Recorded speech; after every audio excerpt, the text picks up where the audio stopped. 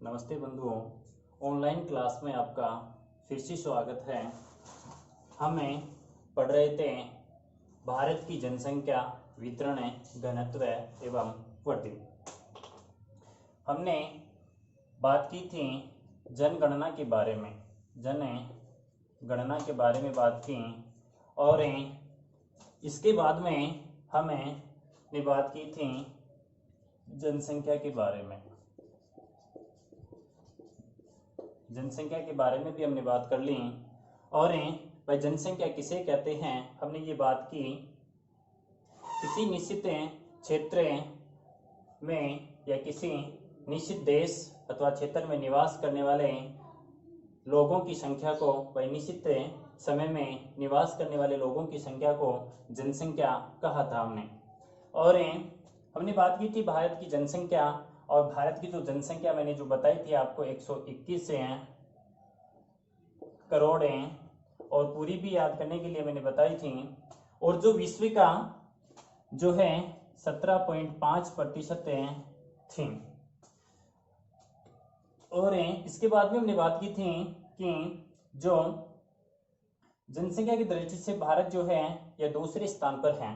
पहले स्थान पे चीन था, दूसरे स्थान पर हमारा भारत, ये बात भी हो गई थी। इसके बाद में हमने बात की थी कि भारत के क्षेत्रफल की, और भारत के क्षेत्रफल के बारे में हम बात कर रहे थे कि भारत का जो क्षेत्रफल है 32,87,263 वर्ग किलोमीटर है। 32,87,263 वर्ग किलोमीटर है। और यह विश्व के कुल क्षेत्रफल का 2.4% है। कितना है? 2.4% मैंने बताया था। और क्षेत्रफल की दृष्टि से भारत का 7वां स्थान है, यह भी मैंने बताया था आपको। और याद करने के लिए एक ट्रिक भी दी थी, और ट्रिक थी हमारे रुके चीन अब आ भारत। रुक चीन अब आ भारत है कि भाई जो एक नंबर पे जो था हमारा रूस है। 2 नंबर पे था हमारा कनाडा। 3 नंबर पे जो था हमारा चीन। 4 नंबर पे जो था हमारा ऐसे संयुक्त राज्य अमेरिका, जिसे हम कहते हैं USA, संयुक्त राज्य अमेरिका। इसके बाद में है हमारा 5वें नंबर पे ब्राजील, और 6वें नंबर पे आ गया हमारा ऑस्ट्रेलिया। और इसके बाद में जो 7वां नंबर आता है वह हमारे भारत का आता है। तो लगभग ये जो बातें थी हमारी, जो पहली जनगणना कब हुई थी, वो सब बातें हमारी हो गई थी। इसके बाद में जो हमें आज आगे जो पढ़ना है, हम पढ़ेंगे जनसंख्या वितरण के बारे में। इसमें हमने देखा था भाई सर्वाधिक जनसंख्या वाले राज्य कौन कौन से हैं और न्यूनतम जनसंख्या वाले राज्य कौन कौन से हैं, ये भी हमने देख लिया था। तो अब देखें कि जनसंख्या वितरण क्या होता है और भारत का जनसंख्या वितरण कैसे है। तो सबसे पहले हम देखें कि भारत का जो जनसंख्या वितरण है वो कैसे है। सबसे पहले तो हम बात करें परिभाषा की कि भाई जनसंख्या वितरण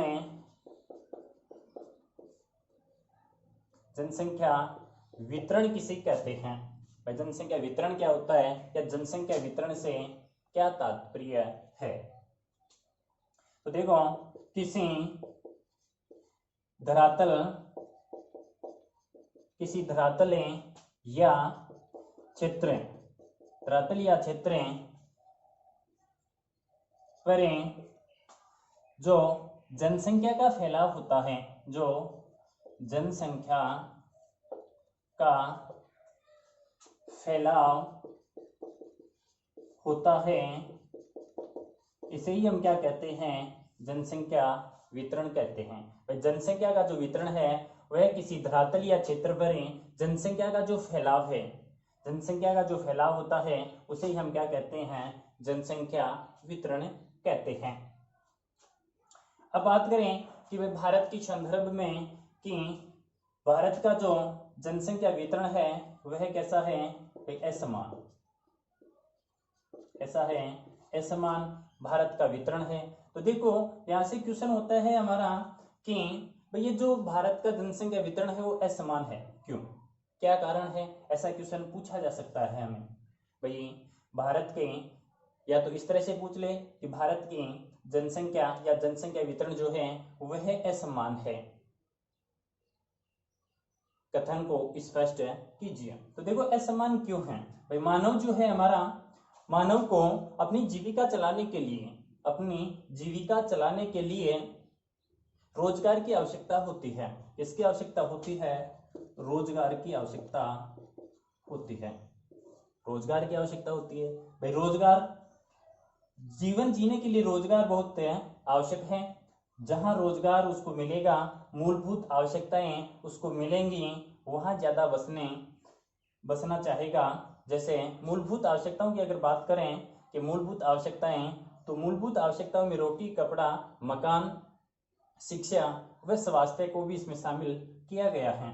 तो मूलभूत आवश्यकताएं की जहां पूर्ति होगी या जहां उसको रोजगार प्राप्त होगा, वहां जनसंख्या क्या रहेगी, सर्वाधिक।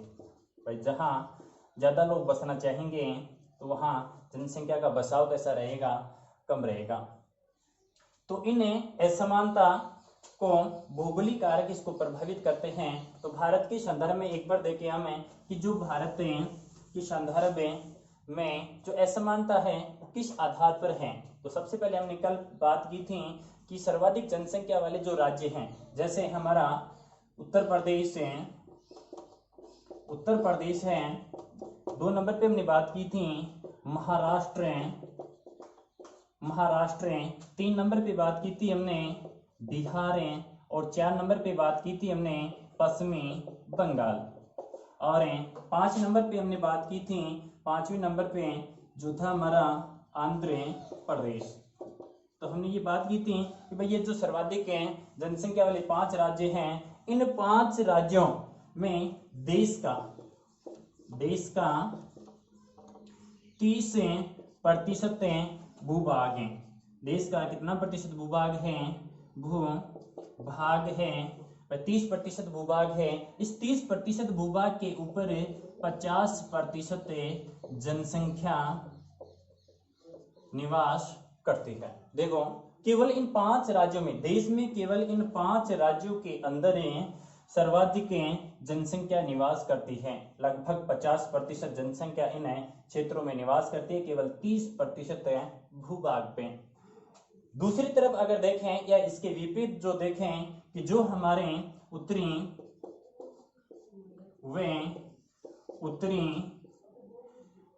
पूर्वी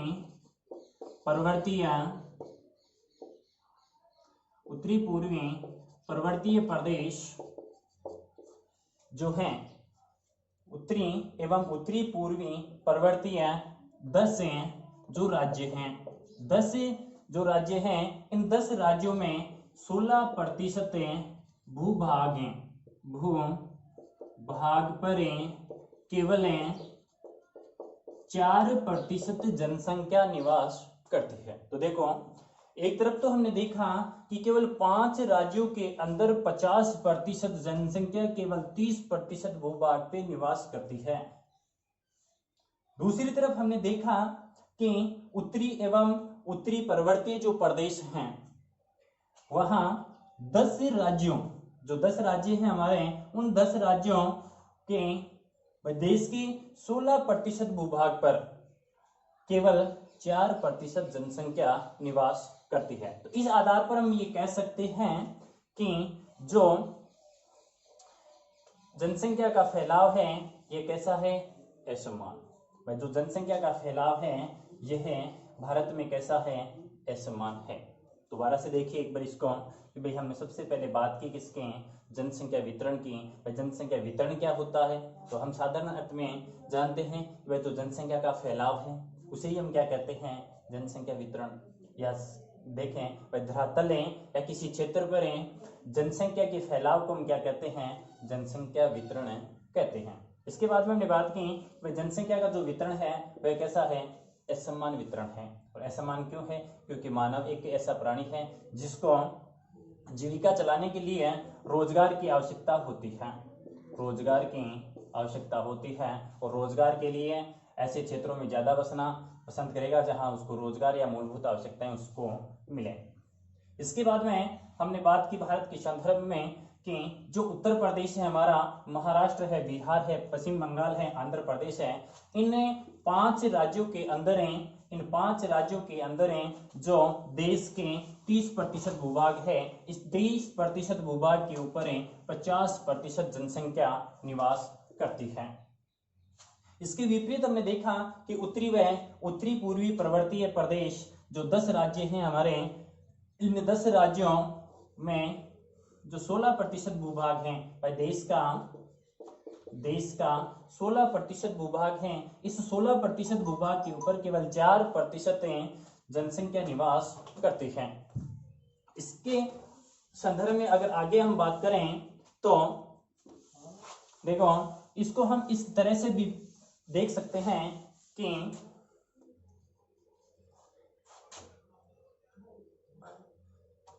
एक तो हम मैदानी प्रदेश, दूसरा हम इसमें पठारी प्रदेश लें, पठारी प्रदेश, और तीसरा हमारे जो पर्वतीय प्रदेश हैं, उत्तरी एवं उत्तरी पर्वतीय प्रदेश, वे हमारा राजस्थान का पश्चिमी थार का मरुस्थल, जो पश्चिमी थार का मरुस्थल है यह है। और इसी में जो शामिल होता है हमारे तटवर्ती भाग हैं, तटवर्ती भाग। तो देखिए के बारे में, इनके बारे में 3 आधारों पर या 3 श्रेणियों में हमें इनको देख सकते हैं। भाई जो मैदानी प्रदेश होते हैं, मैदानी प्रदेशों में सर्वाधिक जनसंख्या पाई जाती है। क्यों पाई जाती है? क्योंकि जो मैदानी प्रदेश हैं वहाँ कृषि कार्य सर्वाधिक होता है। क्यों? क्योंकि कृषि जो कार्य है वह सर्वाधिक होता है। कृषि कार्य होगा वहाँ उद्योग भी अधिक होंगे। क्या होंगे? उद्योग भी अधिक होंगे। तो वहाँ उद्योगों में काम करने के लिए वहाँ जनसंख्या सर्वाधिक पाई जाएगी। कृषि के बाद में उद्योग हैं, वहाँ परिवहन सुविधा भी अधिक होगी, परिवहन सुविधा भी क्या होगी? अधिक होगी। और रोजगार के साधन जो हैं वो भी अधिक पाए जाएंगे। मैदानी प्रदेश हैं वहाँ मिट्टी भी जो है जलोढ़ है, मिट्टी पाई जाएगी, पानी की उपलब्धता भी रहेगी। तो इन सभी के कारण मैदानी जो प्रदेश हैं, ये मैदानी प्रदेश हैं सर्वाधिक सघन बसे हुए मिलते हैं। इसके बाद में हम बात करें पठारी प्रदेश की। जो पठारी प्रदेश है, ये पठारी प्रदेश में कृषि कार्य इतना ज्यादा नहीं होता है, लेकिन यहाँ खनिज सर्वाधिक मिल जाते हैं। सर्वाधिक खनिज होने के कारण से जो इसमें मध्यम प्रकार की जनसंख्या यहाँ मिल जाती है, क्योंकि लोगों को यहाँ रोजगार प्राप्त हो जाता है। फिर हमारे उत्तरी पर्वतीय प्रदेश, राजस्थान का थार का मरुस्थल है, और जो तटवर्ती भाग हैं यहाँ, ये सब जैसे रोजगार का यहाँ कम मिलते हैं, और उद्योग धंधे भी कम हैं, कृषि कार्य भी कम हो पाता है, क्योंकि पर्वतीय इलाके हैं, थार का मरुस्थल है, पानी का अभाव है, इस कारण से वहाँ जनसंख्या कम पाई जाती है। तो बात करें हम मैदानी प्रदेश की, तो मैदानी प्रदेश के अंदर हम बात करें, देखो कौन कौन से जो राज्य हैं, इसमें सबसे पहले हम बात करें जो उत्तर प्रदेश है, गंगा का जो मैदान, गंगा यमुना का जो मैदान है, उसमें देखो उत्तर प्रदेश। दूसरा हम बात करें पंजाब में, तीसरा जो है हमारा बिहार है, चौथा जो है हमारा पश्चिमी बंगाल है, और पांचवा जो है हमारा हरियाणा है, और छठवें स्थान पे जो है हमारा, भाई छठवा जो है हमारा राजस्थान है। और पठारी प्रदेशों की अगर बात करें तो पठारी प्रदेशों में जैसे हमारा महाराष्ट्र, कौन सा है? महाराष्ट्र है। दूसरे नंबर पे बात करते हैं हम एमपी मध्य प्रदेश तीसरे स्थान पर है। भाई तीसरे नंबर पर देखो जो पठारी प्रदेश है कर्नाटक की बात करें, और फिर है हमारा आंध्र प्रदेश। आंध्र प्रदेश, तो ये जो है ये पठारी प्रदेशों में, और ये जो है हमारे मैदानी प्रदेशों में आते हैं। जैसे उत्तर प्रदेश है, यहाँ 19.96% है, और पंजाब की बात करें तो 2.77 करोड़ जनसंख्या यहाँ निवास करती है। देखो बुक के अंदर जो है हमारा ये पॉइंट की त्रुटि लगती है, 27 के आधार पर लगाया हुआ है, लेकिन मेरे हिसाब से यह 2.77 होना चाहिए। इसके बाद में हमें बिहार की बात करें तो बिहार में 10.38 करोड़ जनसंख्या निवास करती है। इसके बाद में पश्चिमी बंगाल की हम बात करें तो 9.13 करोड़ जनसंख्या पश्चिमी बंगाल में, तथा हरियाणा की बात करें तो हरियाणा में 2.54% है, और राजस्थान में 6.84 करोड़ जनसंख्या पाई जाती है। इसी आधार पर अगर हम बात करें महाराष्ट्र की, तो महाराष्ट्र जो है महाराष्ट्र में 11.24 करोड़ जनसंख्या।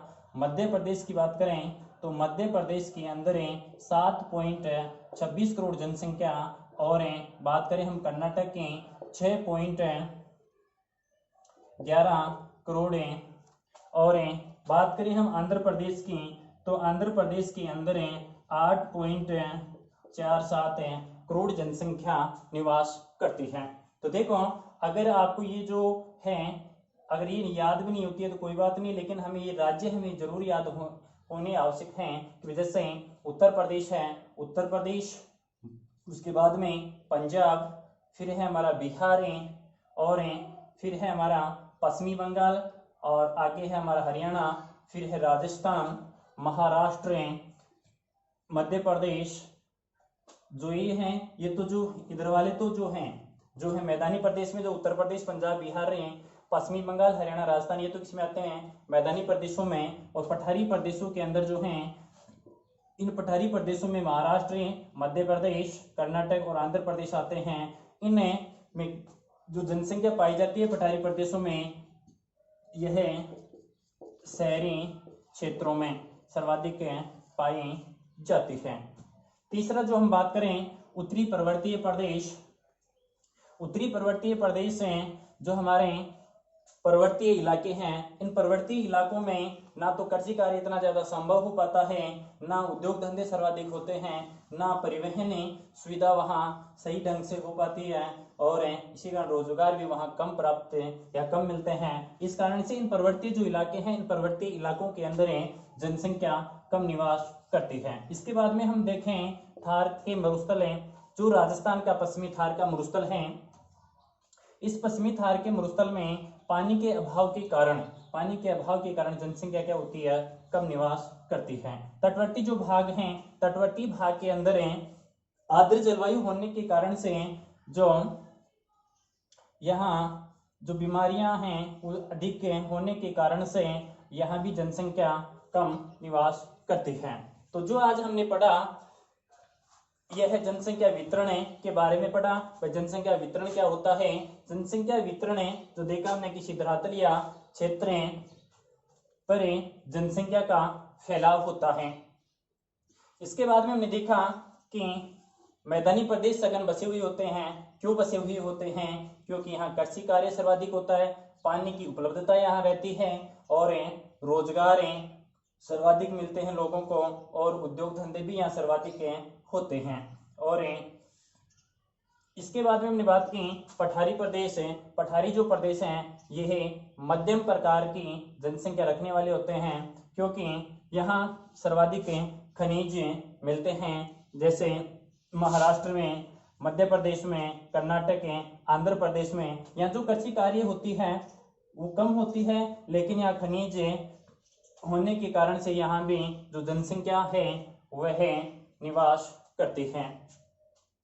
इसके बाद में बात करें हमने बात की कि उत्तरी पर्वतीय प्रदेश, और उत्तरी पर्वतीय प्रदेश में जनसंख्या कम निवास करती है, क्योंकि जो ये जनसंख्या को प्रभावित करने वाले जो कारक हैं, ये जैसे कृषि है, उद्योग है, परिवहन है, रोजगार है, यह यहाँ कम इनको प्राप्त होते हैं। इसके बाद में देखो कल कि जो क्लास के अंदर हम जो पढ़ेंगे कि जो ये जनसंख्या वितरण है, इस जनसंख्या के वितरण को नियंत्रित करने वाले कारक या प्रभावित करने वाले जो कारक हैं कौन कौन से हैं, इनकी बात करेंगे हमें। जैसे हमारे प्राकृतिक कारक की बात करेंगे हमें, और आर्थिक कारकों की बात करेंगे, सामाजिक कारकों की बात करेंगे, और राजनीतिक कारकों की बात करेंगे। इसी कक्षा में इतना ही। धन्यवाद।